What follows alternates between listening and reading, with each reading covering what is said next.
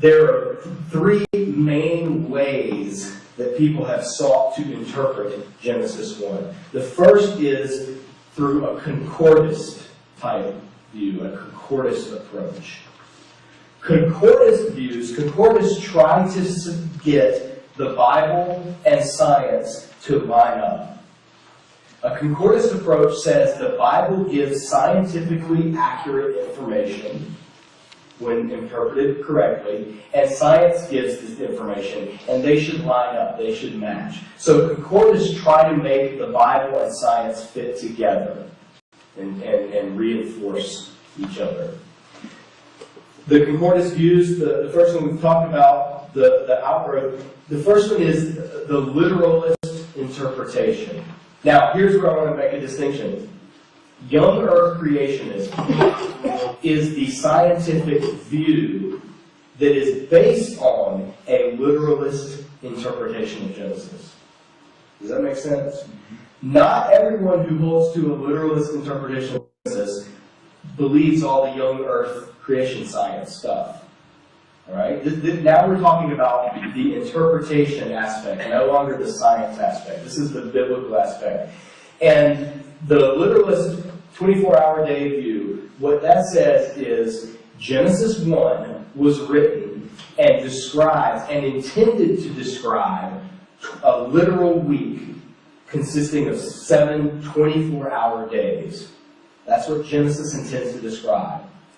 So we need to read Genesis 1 as describing a literal period of 7 24-hour days.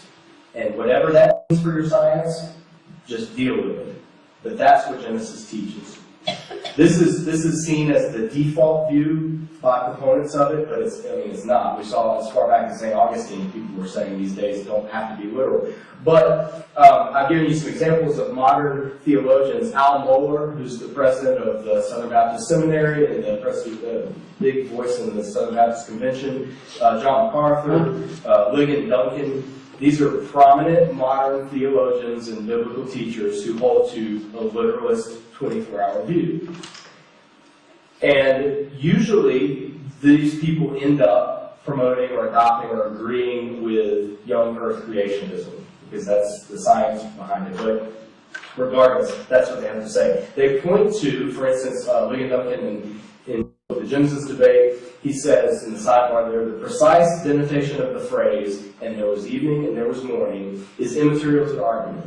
Whether that phrase describes or defines creation days, or provides a boundary between the divine worker's creative activity, establishing a rhythm of work and rest, or as a mere transitional cause, is of no great theological import.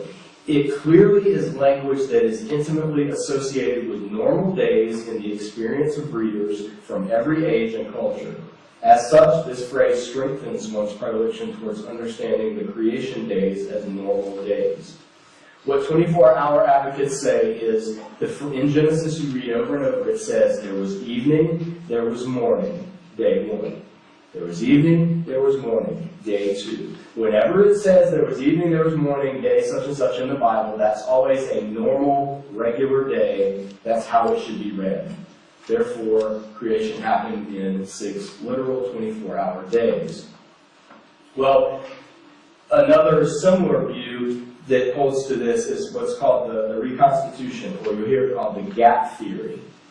What the gap theory says is it says this is a literal week. Genesis 1 speaks of a literal week, but it was a week that happened very recently after the world became chaotic. What the gap theory does is it says, Genesis 1:1 says, in the beginning God created the heavens and the earth. Genesis 1:2 says, now the earth was formless and empty, and darkness was over the face, and God said, let there be light. Gap theory proponents argue that Genesis 1:2 should be translated, the earth became formless and empty, and darkness was over the face of the deep. What gap theory proponents say is between Genesis 1:1, God created the heavens and the earth, and Genesis 1:2, the earth went from its original creation. During that time, you had the fall of Satan, the rebellion of his angels, the universe became chaotic, the earth was whatever. All of this stuff happened, and so Genesis 1:2 begins in God recreating and reforming the earth very recently. So it allows for a gap of billions of years in there. That's why it's called the gap theory. That view was popularized by our friend Mr. Schofield. Schofield Reference Bible, the one that has 4004 BC. In the study notes in Genesis 1, he introduces the gap theory. And so this was a very popular view in the early and mid-1900s because of its inclusion in the Schofield Bible. But very few theologians hold it today because there's nothing in the text at all that would even hint at a billions of year gap between Genesis 1 and 2 and the grammar of Hebrew.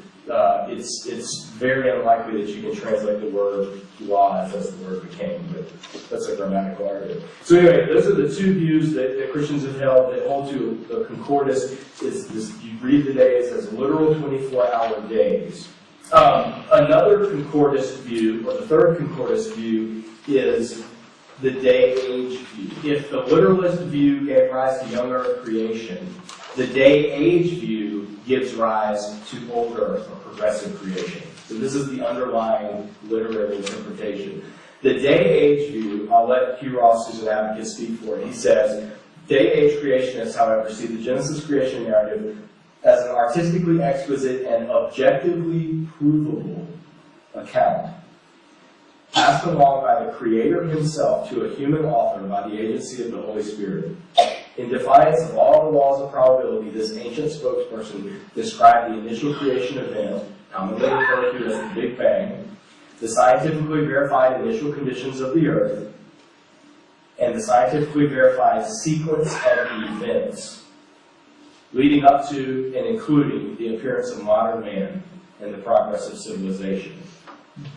Day-age advocates say Genesis, God inspired the author to speak of long periods of time as if they were days. And the chart that you have in your handouts where he tries to line it up, you can look at that and see how day-age advocates say this really does line up. The point that Ross makes, and others who hold to day-age, is they say, you know what's really interesting is if you look at Genesis, and we'll see when we look at the Genesis account this afternoon, if you look at how it unfolds, and if you allow for a fluidity of thought and of language, then it lines up really, really well with what we know of how the earth was formed. If you say Genesis 1:1, in the beginning God created the heavens and the earth, boom, that's the Big Bang. Genesis 1:2, now the earth was formed, was empty. Already you've jumped to the earth. So everything that happened in those billions of years in between are immaterial. They don't matter because Genesis begins talking about the earth. And it says the surface of the earth was formless and empty or uninhabitable or uninhabited. Darkness was over the face of the deep, and the Spirit of God was hovering over the surface of the waters. That describes the early earth as dark and covered with water. And they say, well, that describes, according to planetary cosmology, that's what the early earth would have looked like. Then then God creates the light and the darkness. And so he argues, or day-age advocates argue that if you were someone standing on the surface of the earth, over a period of time you would begin to distinguish light from dark as the vapor that surrounded the earth, as the elements sort of coalesced and as the sky lightened and became more translucent, you would be able to see, oh, there's day and there's night. And then eventually, as things panned out with plate tectonics and volcanic activity, the atmosphere would settle out, and you would then begin to have clouds, like rain clouds, the water cycle, and water on the earth. And that's day 2, God separating the waters in the sky. And then day 3, God creates the dry land, and volcanic activity would push up the land masses, and eventually dry land would appear on earth, and vegetation would then appear. So it sort of lines up with what the Bible is saying, and he walks through the account. Day-age advocates also, when they face the problem of how do you have, on day 4, the sun and the moon were created, and how do you have days before that, day-age advocates say, the text doesn't say that they were created like from scratch. It says that God put them in the sky on day 4. That means that if you were again on the surface of the earth watching, during this period of time, the atmosphere would become transparent rather than just translucent, and you would actually, for the first time, be able to see the sun and the moon and the stars. as the earth continued to form and develop. And so they make a big point. Hugh Ross especially, he came to faith, actually. He came to believe in God as an astrophysicist based on reading Genesis as a description of the creation of the earth using what he calls phenomenological or descriptive language. So that's the way that they go for it. Those are the views that are all concordance. They attempt to harmonize science and Scripture. The next way to look is what's called a semi-concordist view. And this view is popularized by John Collins, and he wrote this little commentary, Genesis 1 through 4, a linguistic, literary, and theological commentary. And a concordist view says, you have to recognize, first of all, that Genesis is not a science book. It wasn't intended to be a science book. The Bible does not intend to teach science. That being said, we shouldn't press it for scientific precision. However, in the way it's given, and by the means it's given, it does tell us some things that are scientifically verifiable and accurate. It does present an overall chronology of how life developed, and you can fit some things into the scientific outlook with the Bible. Some things fit. So semi-concordist views, they don't press for it. The way Collins says it, he takes the view that the days of Genesis are what he calls analogical days. What he says by that is, Genesis presents these days that God creates as normal human work days. He says the whole Genesis 1 account sets out God as a normal, ancient Israelite worker. Just like a potter, God forms man from the clay of the ground. And he says the key in seeing this is the phrase, there was evening and there was morning. Between each day, you get that phrase, there was evening, there was morning, day 1. There was evening, there was morning, day 2. What most people have always assumed is evening and morning is a way to describe the whole day. Like the old King James Version says, the evening and the morning were one day, or were the first day. The Old American Standard Version phrases it that way. But the Hebrew text doesn't say that. The Hebrew text, as we'll see, says there was evening and there was morning, day 1. And so what Collins says is, that is describing not the whole day, encapsulating, but that's describing what happens between daylight. You work, then there's evening, you rest, then there's morning, then you start working again. So the evening and morning only describes night. And so what you have is a week where God is presented as a worker, working, creating, but it was not meant to be to be a depiction of how he literally did everything. It was meant to be an analogy. Because the whole purpose of Genesis 1 was to give Israel the reasoning and the grounding for why they are who they are, specifically why they keep the Sabbath, why they worship. They were the only culture in the ancient world that kept Sabbath. They were the only culture that divided it up in the 7-day period with 1 day of rest. That was just unknown in the other cultures around them. And so he says Genesis 1 is written for Israel to give them theological foundation for why they work and rest. And so it presents God as the ultimate worker who works and then rests. So he takes the view that that's the main thrust, is it's an analogy. And that afterwards, the rest of the Bible appeals to Genesis in order to talk about the Sabbath. I give you an example of Exodus 20 and Exodus 31. It says, for in the same way God worked 6 days and then rested, so you too shall work 6 days and then rest. 24-hour literist views have always said, see, that shows that God did it in a week. What semi-concordist views like Analogical says, no. It says that that's what God revealed it as, and he patterned it that way to teach Israel, but it doesn't mean that he literally did it. Any more so than there's a literal tabernacle in heaven that God literally worships in. Because when Moses was building the tabernacle, God said, do it according to the design that I will show you. And he showed them a heavenly design.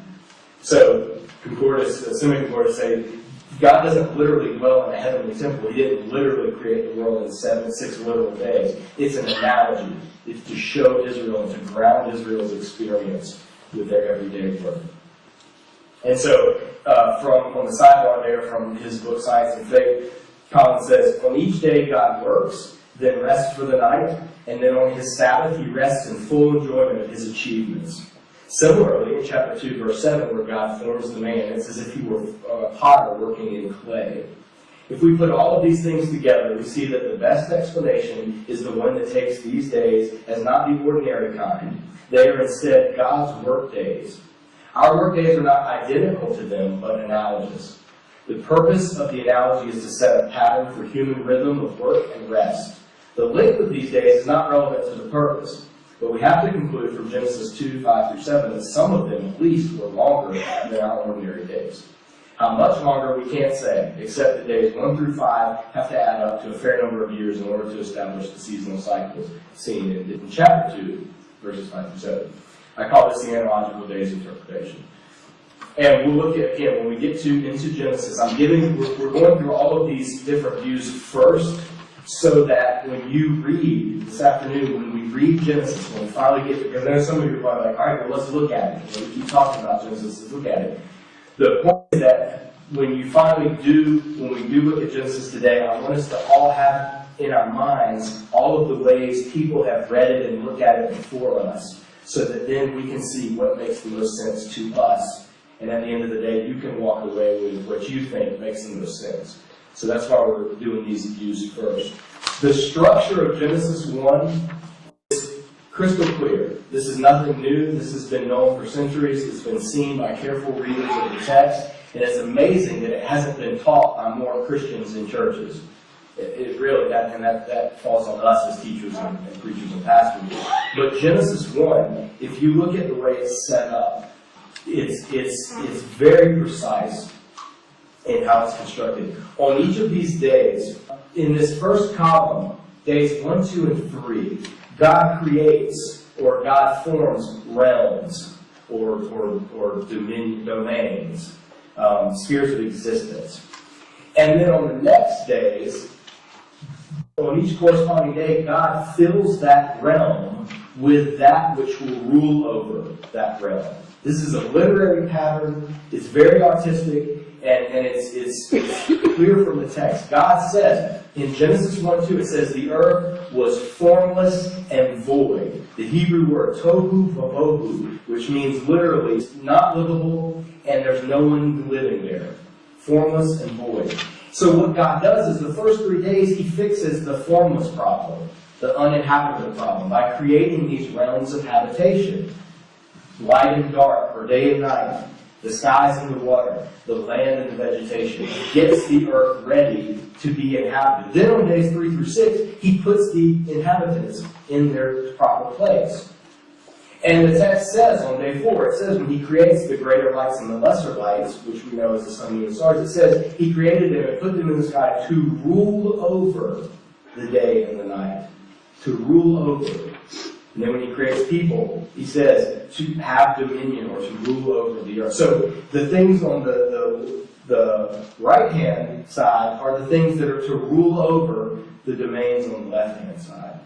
And then he undergirds all of this. All of this is ended or capped off with a period of rest, with a Sabbath celebration.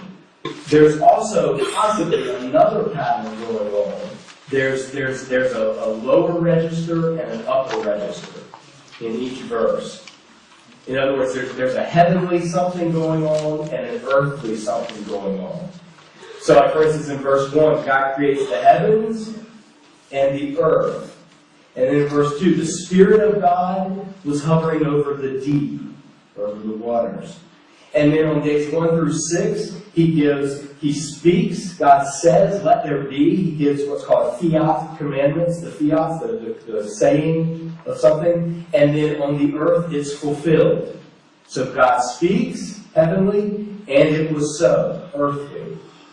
And then on day 6, there's the divine counsel, let us create man in our image, and then on earth, man is created. And then day 7, God rests in the heavenlies, and then gives the creation ordinance to the earthly to rest. So what some people have seen in this is that there's this upper and lower, so that regardless of what you look at Genesis, the next view to look at is non-concordist views. These are views that don't try to make Genesis fit with science at all. They just don't care about making Genesis and science fit. Non-concordist views, they note these patterns, they note the artistry that the author was working with, and they say, this is not written to teach us science. And we don't need to even bother trying to make Genesis fit with science. Instead, what we need to ask is, what is Genesis teaching? And so the first of these views is the literary or the framework view. This is popularized by Meredith Kline or Henri Blocher.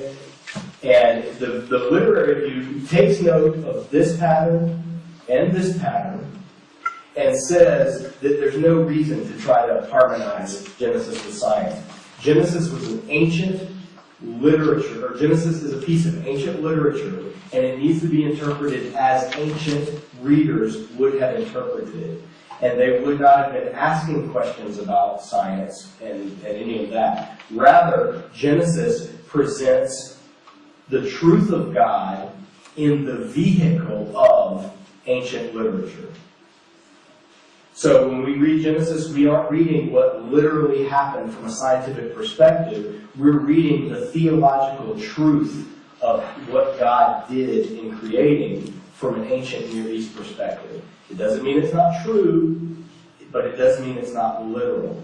It doesn't mean that it's not historical. God did create, but it's not a snapshot of history. It's not modern history, how we would say. So that's one view, is the literary view. The other view, or another view, is the pictorial day view. This one's like the gap theory has faded. But P.J. Wiseman, in 1948, he wrote a book called Creation Revealed in 6 Days. And Wiseman argued that God created, but that he revealed. He showed, and he, in this case, said Moses, he showed Moses, when he was on Mount Sinai, he showed him creation and how he did it in 6 pictures or 6 snapshots. And that's what Moses wrote. So Genesis is an account of how God revealed creation to Moses. That was one way. That didn't catch on very well. Very few people held to it. A recent view that that one scholar put forward, John Walton, who's up at Wheaton College, he put forward what he calls the functional day view.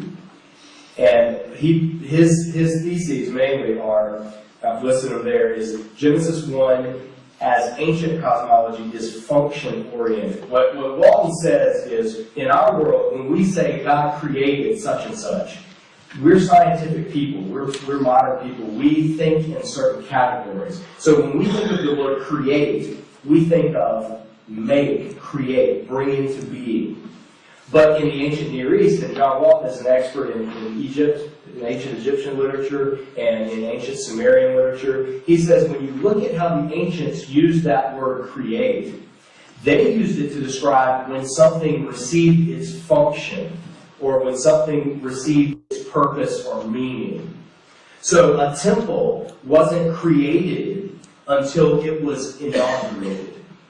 A temple wasn't created. The building of the temple, the making the blocks, the cutting it from the quarry, designing it, drawing up the plans, putting it into place, even putting the decorations in the ancient world, that wasn't what you meant when you described it creating. What you meant when you described it creating was it became a temple, when it started. He talks about, he gives a number of examples of how things like the creation of an empire, it's when the king rises to when the king ascends to the throne, that's when that empire is created, not the decades leading up to it or whatever. So his whole point was that creation is function-oriented, and the word create in Hebrew concerns the functions.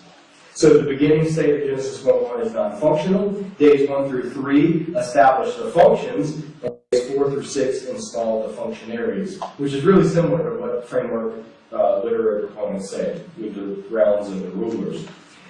He says divine rest in the ancient world happens in a temple. In the ancient world, the gods were seen to rest in their temples. That was a place of rest for them. And so Genesis 1 is depicting creation as God's cosmic temple. And it's depicting specifically the earth as his localized temple. The 7 days of Genesis relate to the cosmic temple inauguration.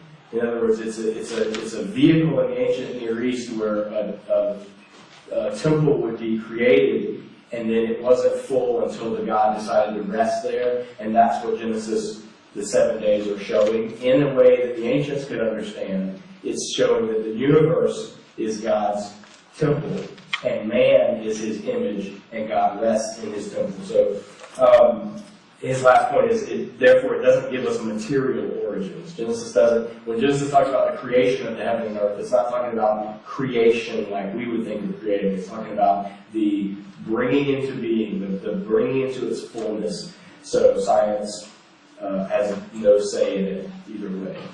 Well, let's talk about Genesis now and zoom in more detail. I love this quote by C.S. Lewis. The first qualification for judging any piece of workmanship, from corkscrew to a cathedral, is to know what it is, what it was intended to do, and how it is meant to be used. That quote is extremely relevant to any discussion of science and Scripture, because as we've noticed with all the different views, so many people presuppose that Genesis says certain things, or that science is supposed to find out certain things, and at the end of the day, the doctrine, the biblical doctrine of the inspiration of Scripture, what Christians believe about God's inspired word, we talked about this in my Bible for the rest of this course, is inspiration means what did God inspire and breathe into the original author and the original text in order to communicate to the original audience. Only once we know what the text meant to them can we then responsibly figure out what it may mean to us. And a lot of times, I give you on page 17, right underneath where it says Genesis and Ancient Near East Myth, I want to read this quote from Bill Arnold from his Genesis commentary. He says, "For many today, the lack of immediately preceding literary context is taken as permission to read contemporary sensibilities into Genesis 1. And since our context is so technological and scientific, this has produced a regrettable and unnecessary dichotomy between science and religion. Keeping the ancient Near East backdrop for Genesis 1 in mind helps avoid this pitfall."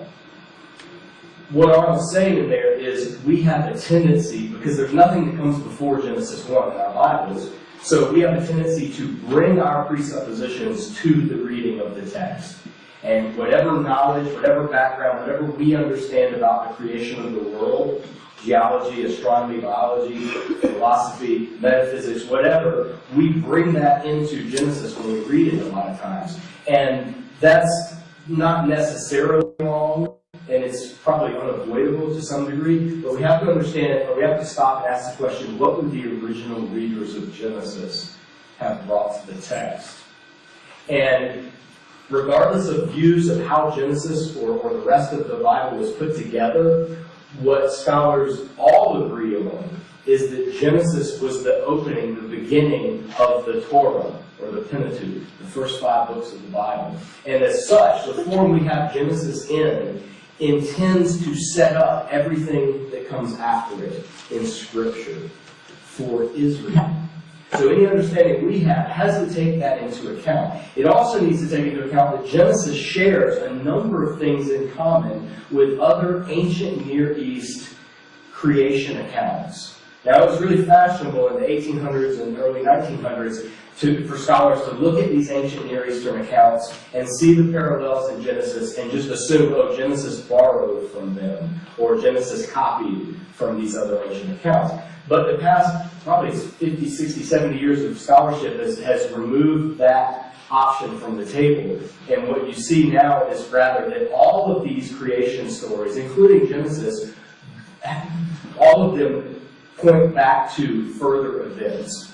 that happened, or they all share a common background of the ancient Near East. So rather than Genesis copying, for instance, the Enuma Elish or the Babylonian Gilgamesh epic, rather what you have is a number of scholars today recognizing, okay, there were certain events for which the Enuma Elish or the Babylonian Gilgamesh epic are describing. And that's what Genesis is doing as well. There were events that happened in antiquity in this section of the world. And the fact that all of these different literary accounts bear witness in some way, shape, or form to them shows that there's some validity. Something happened for all of these accounts to have arisen. Now, I've given you, right below that quote by Arnold, I've given the names of some of these ancient Near East accounts that you can look at. If you want to see parallels of some type to Genesis, there's Babylonian tales, like the Enuma Elish, which talks about the god Marduk slaying the goddess Tiamat, which was like the chaos dragon, dividing the body of Tiamat into the upper and the lower, and that's where the heavens and the earth were created. The Gilgamesh epic and the Atrahasis epic, they talk about a flood story, somewhat like Noah. The Eridu account, the Sumerian kings list, is a lot like the Genesis genealogies, except for instead of people living, say, 900 years, the Sumerian kings list has kings reigning 20, 30,000 years. So the Genesis genealogies are extremely short compared to the ancient Sumerians. And then also in Egyptian literature, the Memphite theology, or the instruction of Merikari. Merikari instruction has the god Re, or Ra, forming man out of the dirt and breathing his breath into the man. So, I mean, these are just direct parallels to what we see in Genesis. Even in later biblical passages, there's citations or there's allusions to ancient Near East literature or literary myths. For instance, you hear there's passages, Job 26, Psalm 89, Isaiah 51. These are all passages that speak of God crushing the head of the serpent or the dragon. This is an allusion, a direct allusion to the ancient Near East motif where the one true God, or the high God, or whichever God they worship, whether it was Baal, whether it was Marduk, whoever, would slay the chaos serpent or slay the dragon, whether it was Set and Python in Egyptian literature. There's numerous, it's an ancient motif. But the point is that Rahab was the name of the ancient chaos dragon in the ancient mythology of the Near East. The Leviathan is the same thing, the monster that's talked about in a number of places in Job 3, Job 41, Psalm 74, Isaiah 27. All these mention Leviathan, and then there's in Job chapter 40, the mention of Behemoth as well, another ancient mythological monster. Now, some biblical interpreters have seen these mentionings of ancient monsters, and they've taken a couple of approaches. Liberal interpreters have said, that's just the Bible believing in these other ancient myths, and so we know that the Bible is a myth too, because it mentions these myths. Other, on the far side, conservatives have said, no, these things actually existed, and they weren't monsters, they were dinosaurs. So you get the account by the number of younger creationists or others who say, Job chapter 3, God's describing dinosaurs. So we know that dinosaurs were around during the time of Job. Well, the only problem is that the dinosaurs that Job talks about do things like eat iron and have, their bellies are covered in iron and they breathe fire, and it's beyond what would describe a dinosaur. But at the same time, we can't just say, well, it's myth, so the whole Bible is myth.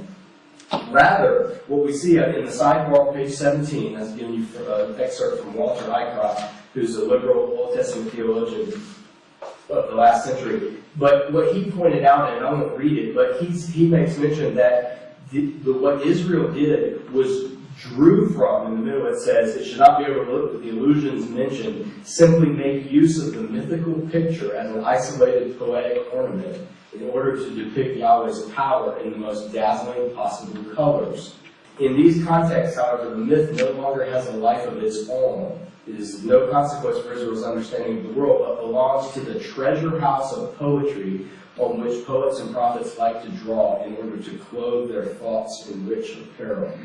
What Eycroft's arguing, and I think he's right, is what you see in the Bible is the Old Testament authors drew from the storehouse of their contemporary thought life. Just like we would quote, for instance, I could quote something about Sam and Frodo, and you would know that I'm talking about Lord of the Rings. And I might quote them in a sermon illustration or to make a point.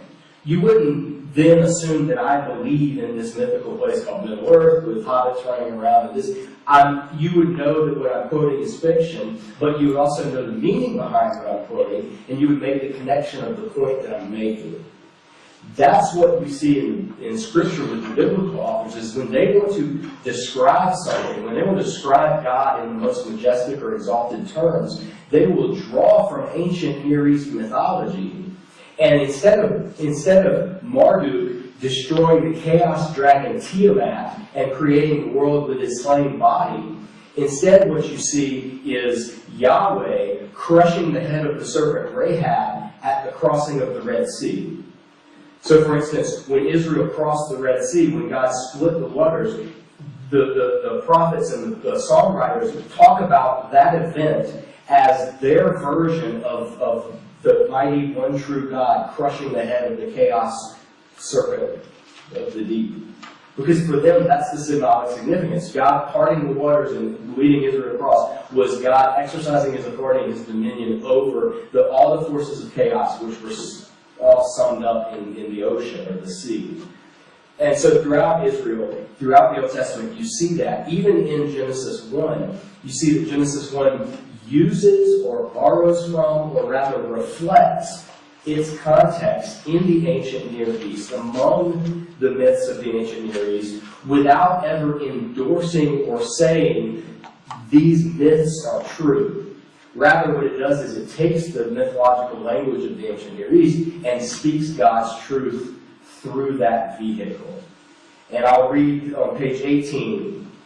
I want to read this account in full because this is one example. This is by a scholar, an Old Testament scholar named Peter Enns. And this is one way that he talks about how Christians can look at the data from the ancient Near East. But I like how he puts it. He says, keeping in the forefront of our minds the biblical portrait of Israel's first father, Abraham, as an ancient Mesopotamian man may be a helpful starting point from which to understand the origin of Israel's creation story. As God entered into a relationship with Abraham, he met him where he was, an ancient Mesopotamian man who breathed the air of the ancient Near East. We must surely assume that Abraham, as such a man, shared the worldview of those whose world he shared, and not a modern scientific one. The reason the opening chapters of Genesis look so much like the literature of ancient Mesopotamia is that the worldview categories of the ancient Near East were ubiquitous and normative at the time. Of course, different cultures had different myths, but the point is they all had them. The reason the biblical account is different from its ancient Near Eastern counterparts is not that it is history in the modern sense of the word and therefore divorced from any similarity to ancient Near East myth. What makes Genesis different from its ancient Near East counterparts is that it begins to make the point to Abraham and his seed that the God they are bound to, the God who called them into existence, is different from the gods around them. We might think that such a scenario is unsatisfying because it gives too much ground to pagan myths, but we must bear in mind how very radical this notion would have been in the ancient world.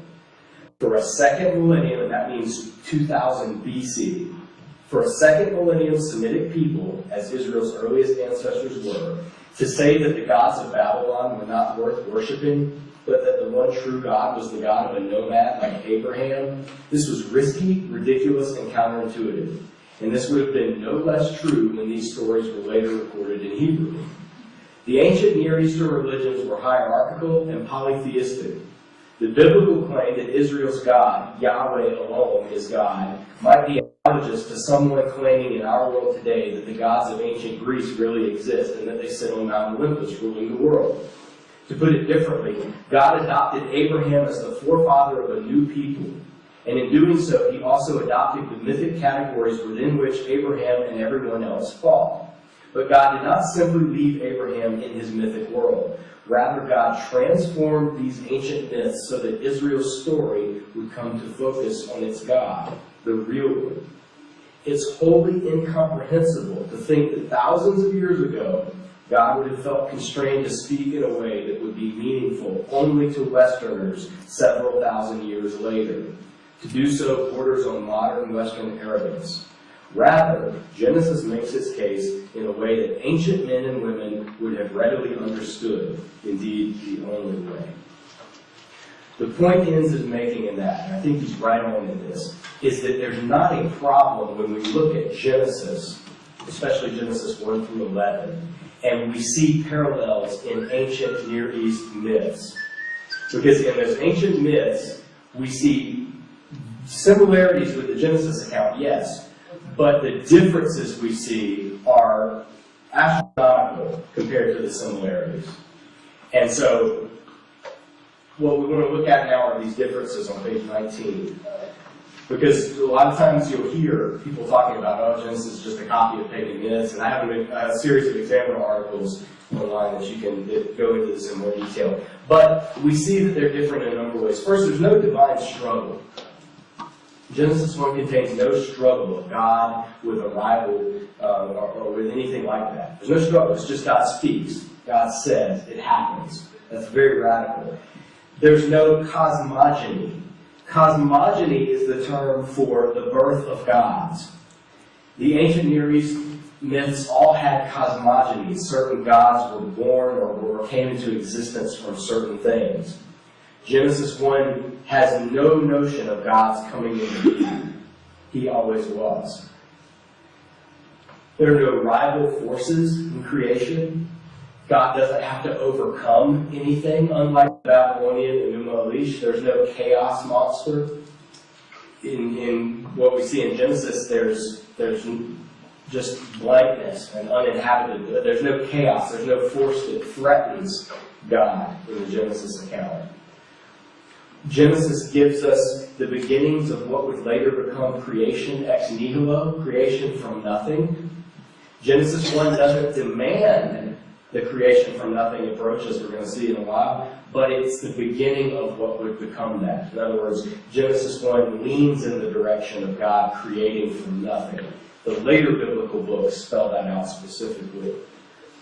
It also has creation through fiat, creation through spoken word. In the ancient Near East literature myths, the gods had to do things. They had to fight battles, they had to make things with their hands or in different ways, or special incantations. Genesis just has spoken. God speaks and it happens. In the ancient Near East myths, humans were an afterthought. In the Enuma Elish and the Gilgamesh epic and others, humanity was created in a number of myths. Humanity was created so that the gods wouldn't have to feed themselves. Humans were created to feed the gods. That's why you would go and bring food offerings to temples. You were feeding the gods in some way. Humans were created as an afterthought. Humans, in the Atrahasis account, as a flood, like the Genesis flood. The reason that God floods the world in Genesis is because of human depravity and human wickedness had corrupted the earth. The reason the gods flood the world in whether Gilgamesh or Atrahasis is because the gods can't sleep because humans are too noisy. So there's a big difference in purpose, and the gods are very capricious and arbitrary in the ancient Near East myths. In Genesis, they're not. God is morally grounded. And the last is, humans are created in the image of God in Genesis. In the ancient world, you had a temple, and inside that temple, you would put an image or a likeness, those are the terms used, an image or a likeness of the God who you worship, and you put that in the temple or in the shrine. So if you worship Baal, you have an image or a likeness of Baal, and it would be in the shrine. If you worship Ashtoreth, if you worship, Set, if you worship Marduk, whoever, you would have an image of that God in the temple or in the shrine. In Genesis, what you see is the image of God, the thing created in His image and His likeness is man and woman together, and they are in Eden, in the cosmic temple, the universal, the creation. So Genesis, it's almost like it borrows from these ancient myths, the vehicle, the way it's chosen to say the truth, but then it transforms almost every main point of these ancient myths. So it would be like adopting the genre of hip-hop or rock and roll to write a song about the glory of God. or the truth of God, or something like that. Borrowing the genre of a culture in order to speak the truth of it is a lot closer to what we see in Genesis. We have to maintain a distinction between a worldview and a world picture. And I want to mention this because it's important. A worldview is how we see the world in regards to meaning and ultimate purpose and outlook. A world picture is how we see the world in regard to how it actually works on the physical or scientific level. So, for instance, in the ancient world, their world picture was you have the earth, which is sort of flat, and it sits on the pillars or the foundations of the earth, and on the mountains rests this dome, this solid dome that is the sky, and then above that is God in heaven, enthroned above that. Well, that was how the ancients believed the world was set up. I mean, literally, they literally believed that. You see, throughout the Bible, the authors, they appeal to those images, the foundations of the world, the pillars of heaven, the heavens above. They used the same thought category, the same world picture, in order to portray or to deliver the world view that God is the one true God, that God is above all creation. And the scripture doesn't endorse the world picture being used. And that's the mistake that the church made at the time of Galileo and before. They mistook the passages that talk about the world picture, which are the images of the Psalms, sonnets talking about the earth will never be moved, which speaks of the world view that God is in control, that He has established the earth and that He is sovereign and nothing can shake what He has ordained. That's the world view that was being communicated through the world picture of an immovable earth. The church took that world picture as speaking of the real scientific realm, and therefore they said the earth doesn't move, the sun moves. You see, so they took a world picture, and they took a world picture from the ancient world, and they thought that because that was part of the ancient world's world picture, that had to be what we believe today, or at their time, and they made a transference. Instead of saying, this is communicating the ancient world's world view that's eternal, that we all share, which is called theism, or belief in God, or belief in the one true God, and it's communicating it through an ancient world picture. And if we don't recognize that the biblical authors can use world pictures from their day to communicate timeless truths that we still hold, then we end up either lampooning them and thinking, oh, they all believe the earth is flat and that the sky is solid and it sits on mountains, or we just dismiss it as, oh, they don't know what they believe, it's irrelevant. Rather than seeing, oh, God, through His Word, has inspired His authors to write in the terms that they knew to express truths beyond those terms. So the Bible doesn't wed itself to a world picture, but it uses the various world pictures of its cultures to speak its truth.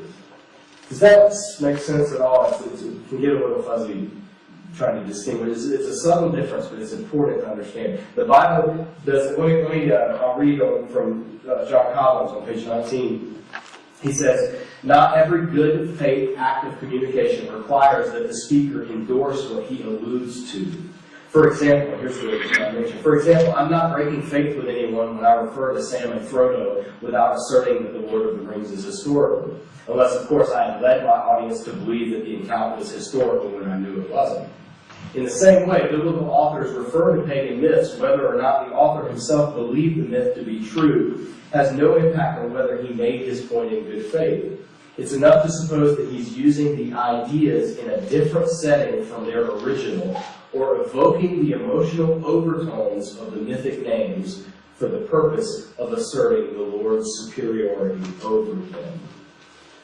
And that's what you see in Scripture. They use these images, but that doesn't mean that Scripture teaches that world picture. It means it uses it to communicate. And for more on that, that's a whole session that we could go into. But I wanted to make that point. And then I wanted to talk about, before we get into it, we have to see that there are Hebrew language considerations that you can take into account. Genesis 1 was not written in King James English. It was not written in any English. Genesis 1 is Hebrew. And because of that, Hebrew language contains certain characteristics that if we're ignorant of those characteristics, we end up reading things into Genesis that aren't there, and the history of interpretation is full of that. So, for instance, if we don't recognize the fluidity and the flexible vocabulary of Hebrew, then we end up missing a number of things. Like in Hebrew, these words, yom. Yom is the Hebrew word for day.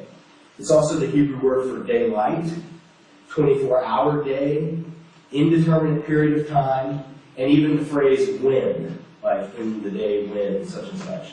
Yom, one Hebrew word, has all of those meanings. The way we tell what it means in any particular passage is by context. The same with eretz. Eretz is the Hebrew word for land. It's the Hebrew word for earth. Hebrew word for world. We have different words. Hebrew has eretz. Or Shemai, or bara is the Hebrew word for create, or the Hebrew word for bring about. It has a range of meaning that's not just specific to our English word create. Shemayim is the word for sky, it's the word for heaven, and it's the word for the heavens as in outer space. All of those, one word, Shemayim. Ruach. Ruach is the word for spirit. It's the same word for breath, and it's the same word for wind. So wind, breath, and spirit are all the same word in Hebrew, Ruach. And yet they're all used right there in Genesis 1. There are a number of different examples of this in biblical Hebrew. The biblical Hebrew language contains far fewer words than English. And it contains no scientific words because it's ancient Hebrew. It was before those categories even existed. So it's important to keep that in mind. It's important to keep in mind the limited verb tenses. Any people in here that suffered through high school English grammar and had to diagram sentences, you remember having to do the past tense, the present tense, the perfect tense, the pluperfect tense, the future indicative, there's all these different tenses in English. Like we can say things like, by the time so-and-so came, he would have been there, or she will have had done something. I mean, those are tenses that are just anything beyond what Hebrew has. Hebrew has two tenses, two. An action is either perfect or imperfect. Perfect is an action that in the mind of the speaker is completed, like a done action. That means it's in the past. It just means in the speaker's mind he's talking about a completed action. And imperfect is an action that is not completed in the mind of the speaker. The point is that Hebrew has two tenses to express, but in English we have like 13 or 12 or something. So just in that case, you could say God created, or you could say God had created, and it's the exact same in Hebrew. And we'll see that when we get to the sun, the moon, and the stars. So verb tenses are limited. We have to keep that in mind. The third thing is phenomenological language. Phenomenological language is describing something as it appears, not as it necessarily is. On the sidebar there, I've given you some examples of this. The first quote is from Derek Kidner's Genesis commentary. He says, "A God who made no concessions to our ways of seeing and speaking would communicate to us no meaning. Hence the phenomenological languages of the chapter, like our own talk of sunrise or dewfall, etc. and its geocentric standpoint. But hence also the heavy temporal foreshortening which turns ages into days. Both are instruments of truth, diagrams enabling us to construe and not misconstrue a totality too big for us. It's only pedantry that would quarrel with terms that simplify in order to clarify." Or John Collins, who makes the same point, he says, "We do not consider anyone deceptive or ill-informed who follows the conventional uses of phenomenological language, because we do not expect such language to be making strong claims about the inner workings of the things it describes. Instead, it allows us to refer to real events without getting bogged down in such questions. Hence, the question we must address is what kind of claim the language of an ancient account actually makes about the subject it describes." Phenomenological language is used everywhere, and the Bible is no exception. Just because the Bible says sunrise doesn't mean the Bible believes that the sun, or teaches that the sun is what's moving, any more than when you or I say it, or when you read it in the newspaper every day, sunrise, 6 a.m. That doesn't mean that we believe the sun is rising. It's just the way we talk. Hebrew has phenomenological language as well. So to speak of the waters above and the waters below doesn't mean that the ancient Hebrews believed there was an ocean above the earth, any more so than it means that we believe when we say dew fall, that dew actually falls from the sky. No, we just use the term. The Hebrew language is full of phenomenological language. It's full of describing something the way it would normally look, rather than getting into the science of it. And there's a lot of disservice that can be done to biblical interpretation when you start to try to defend scientific understandings of what is in reality just a phenomenological description. So when we hold the Bible to a standard that it never intended to be held to, we run the risk of misleading ourselves and others as to what it's saying. The last point to keep in mind, and this one is more so in the area of biblical scholarship and science, but it has some overlap, is recapitulation. Fancy way of saying that in the Bible, things aren't always in the order that they really happen. Dyschronologization is taking something out of the chronological order and putting it in a different order. And the Hebrew language does this all the time. There's a number of passages in Scripture where the Bible will describe an event in one big way. It'll just say, this happened. And then the next verse will say, then so-and-so did such and such. And what you see is that is a description of some point in time within that first event. And you see this nowhere more clear than Genesis 1 and Genesis 2, which biblical scholars, some have argued that those are two separate creation accounts. One has God creating man and woman at the same time, and then it says in Genesis 2 he creates man first, and then the animals, and then he names the woman, or creates the woman, and then he names her, and this and that. Rather, what you see is normal Hebrew language. Genesis 1, big picture. Genesis 2 zooms into the events of day 6 of Genesis 1 and gives it in perspective and detail.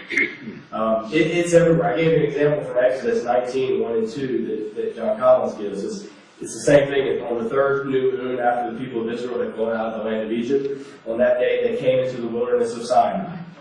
There's the event. They came out of Egypt into Sinai. Verse 2. They set out from Rephidim and came into the wilderness of Sinai, and they encamped in the wilderness. There Israel encamped before the mountain. So it jumped right back in and told a specific, not only did they go into Sinai, but they went to the mountain, which is the mountain of God. So it's all throughout. You see it in the David and Goliath story, in Samuel. You see it everywhere in Hebrew. It's not anything out of the ordinary. The only people who miss this are people who aren't familiar with biblical Hebrew. And usually those people are the ones who are trying to either defend or attack the Genesis account. And so it's unfortunate. Genesis 1 is also the beginning of the covenant. Genesis 1 uses key terms. It's no accident. If Genesis was just written to describe how the world was created, it sure did say it in a funny way. It sure did leave out a lot of things. But if Genesis 1 was written to describe how the covenant God created the world in which he would eventually give the covenant people their land and their national charter, then the terms that it uses make a lot more sense. Terms like land, blessing, dominion, Sabbath, even the phrase be fruitful and multiply. These are all things that would later apply in some way to Israel as the people of the covenant going into the land. As Israel was moving from outside of the Holy Land where they received the Torah to in the Holy Land where they were to live it out. So Genesis 1, it fits perfectly. And Collins says it this way, I get in page 21, it says, a closer reading of Genesis 1 through 2, 4, verse 8, shows that the author made a careful and purposeful selection in composing the creation account, and that the features he selected do, in fact, provide an introduction to the Sinai covenant. Relative to the detail of the rest of the account in chapter 1, we can almost say that the author has passed the physical and cosmological details by. He's chosen rather to concentrate on the creation and the preparation of the land. And then skip down to the next paragraph. When Genesis speaks of God's creation and preparation of the land, we are in fact introduced to one of the central elements of the Sinai covenant, promise of God to give the land to Israel. And then after the quote Exodus, what then does Genesis 1 tell us about the land? It tells us that God is its owner. He created and prepared the land. He can give it to whomever he chooses. These chapters prepare the people of Israel for their lives inside the land of Israel and outside by implication. For example, most of them will work the ground and herd livestock. They must begin by seeing this as an exercise of dominion, no matter how much pain is involved. These people would already have been familiar with the features of the world around them, such as if they want barley, they must plant barley seeds. Land animals are typically small, creepy crawlies. Larger wild game or predators are the ones you can domesticate. Certainly, Genesis 1 does not aim to provide this as information. Rather, its function is to place these various categories of experience in their proper context. Things work this way because the one Creator designed them to do so. Any Israelite who read Genesis 1 and 2 would certainly ask why his or her life reflected so little of these things. Genesis 3 provides the explanation, and the curses of 3:16 through 19 describe what these people were familiar with. The function of these chapters would be to foster an intense inward ache, a yearning for restoration, which then would move the heart to lay hold of the covenant. So Genesis 1:1, as just a typical history of creation, is very limited and very sparse. Genesis 1 as the beginning of the covenant, which is what it is, which is Genesis, Exodus, Leviticus, Numbers, and Deuteronomy, that makes a lot more sense. And that's another thing that's missing from most discussions of Genesis and science. It's almost completely absent from any popular presentation, usually, is that Genesis is covenantal. Its purpose is to set up the reader to then experience everything that's about to unfold.